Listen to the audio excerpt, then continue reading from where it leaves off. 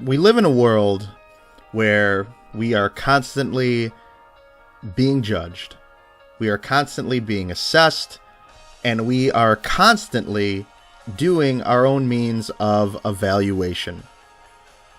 Whether it's the shows that we watch, like Dancing with the Stars, America's Got Talent, Chopped, Iron Chef, The Voice, there is some means of evaluative measure that is going on to kind of determine what is the best product for us, what is the best material for us, what is the best show for us, who the greatest singer is, who the greatest athlete is of all time. People are obsessed with assessing. And these next couple of weeks, we're going to be looking at evaluations, and we are going to be addressing exactly how do you make a proper evaluation and how do you determine what exactly is proper, is effective, is good, is beneficial. Because in our day-to-day lives, we do that all the time. We are trying to figure out what products to buy, where to go to eat, where to travel, what shows to watch, what movies are good for the type of things that we're interested in. But when you decide, or if you decide that you want to write an evaluative argument, you must make sure that you are properly entering an evaluative discussion. So first and foremost, there are 4 particular ways you enter an evaluative conversation. You are either 1, making an assessment about quality, 2, challenging a judgment or critique, 3, establishing a ranking or comparison, or 4, examining criteria that might be used to make evaluative judgments. And so I'm going to kind of break each one of these down so you guys have an idea of how each one works. So when we make judgments about quality, something that we do on a day-to-day basis, maybe minute to minute, we might wake up and we might say, should I wear this shirt today? Should I wear this shirt? Should I go eat here? Should I go eat there? But when we go into deeper things, when people ask us for certain pieces of advice, we take our evaluations and we apply them to the situation. So say, for example, we're looking at the movie Star Wars: The Force Awakens, and someone said, would you see this movie again? Is it the best movie of 2015? And based on your evaluation, you might say, well, I love nostalgia, the storyline was awesome, and the characters are incredible. So you might evaluate and you might tell them that Star Wars: The Force Awakens, new and unique characters intertwined with fan nostalgia and Abrams' imaginative direction not only cemented the film as the best in the series, but additionally the best movie of 2015. So when we make evaluations about judgments, we're usually establishing some sort of idea as to what makes something good, what makes something effective.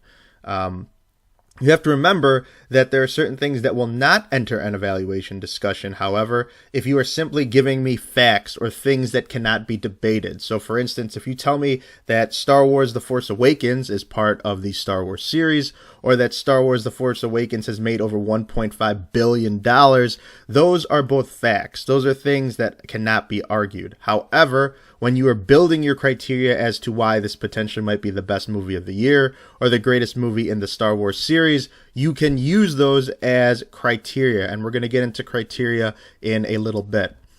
Evaluations typically use terms that indicate value or rank, so something is good or bad, it's effective or ineffective, the best or worst, competent or incompetent, or successful or unsuccessful. So remember, when you choose a topic for an evaluation, write about something on which others regularly ask your opinion or advice, something that you know relatively well, something that you can sort of talk about and you can give sort of an assessment that is objective, but also detailed enough and enforced enough with your own background and knowledge. When you challenge a judgment or critique, you are essentially providing a counter argument to someone else's evaluative argument. So if I went and told you that I thought Star Wars was the greatest movie of the year, you might counter with that and you might say, I thought it was good, but here are a few things that are potentially wrong with it, which I would disagree in saying that it is the best movie of the year. In certain cases, for like fast food commercials, for example, there are certain people who might believe that sex sells. And so they might argue that many machismo-based fast food franchises believe in this sort of credo. However, the reality is that many of their advertisements use sexuality to not only advertise their burgers, but the women involved as well. So here you might make the challenge to the original evaluation that sex sells is a way to promote certain ideas, but with the progressive day and age we live in, some people might see this and be turned off to the notion that many of the people involved in this sort of commercial, especially women, are sort of devalued or dehumanized in a certain way. Remember that when you are challenging a particular evaluation, that you want to make sure you clearly establish what the initial evaluation is before you come in with your transitory sort of challenge. So in this case, the original argument might be that after watching her take over the stage at concerts, even the Super Bowl, most fans and viewers would describe Beyonce as a strong, beautiful, independent woman with an extremely dominating presence.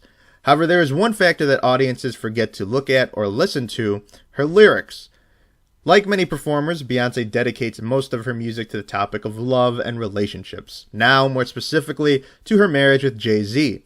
Although Beyonce puts on the persona of a strong, independent woman, her lyrics in various songs would say otherwise. So here you present the initial evaluation that suggests that Beyonce is a strong, independent woman, but then you challenge it by observing her own lyrics where she is on different tracks with Jay-Z, where she kind of takes a back seat to his sort of alpha male sort of role. And you can use lyrics, you can use direct information or observations from her songs to help support that claim. When we construct ranking or comparisons, this is a type of evaluation where you're essentially making lists based on a criteria of ideas that would kind of range for a few different topics to suggest these are the best of this particular topic based on these particular areas of observation that I'm going to highlight for you. So, for example, Americans are focusing on their health more than ever, and 3 shows that document the journey and struggles of those endeavors are The Biggest Loser, Extreme Makeover, and Fit to Fat to Fit. So if I'm establishing a ranking or comparison about the best weight loss shows, I might look at these 3 shows and build my criteria off of these specific questions.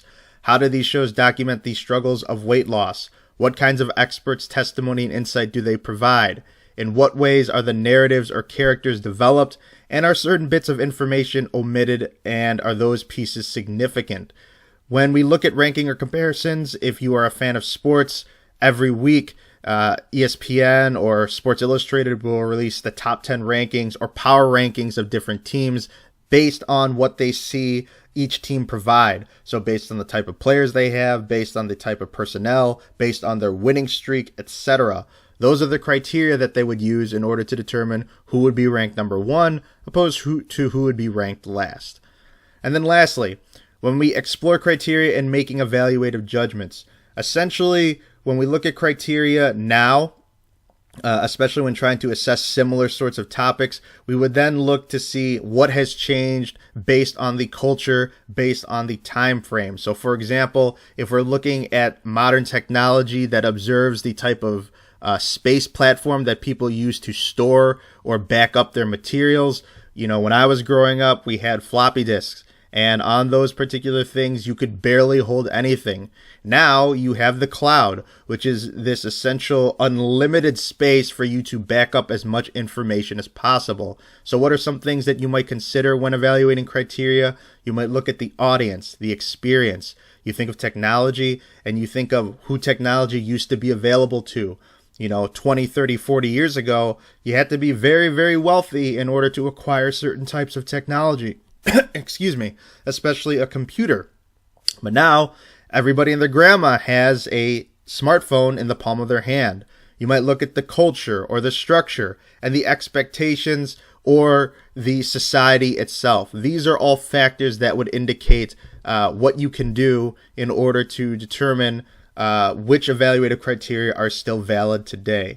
So remember, when you enter an evaluative conversation, you are doing one of 4 things. You are either making a judgment about quality, you are challenging a particular judgment about quality, you are establishing a ranking or comparison, or you are looking at evaluative criteria that are used to make certain assessments. These are some things we'll talk about more in depth with the slides going forward, but this will be the second option you can choose for your first major writing assignment, either an analysis essay or an evaluative essay.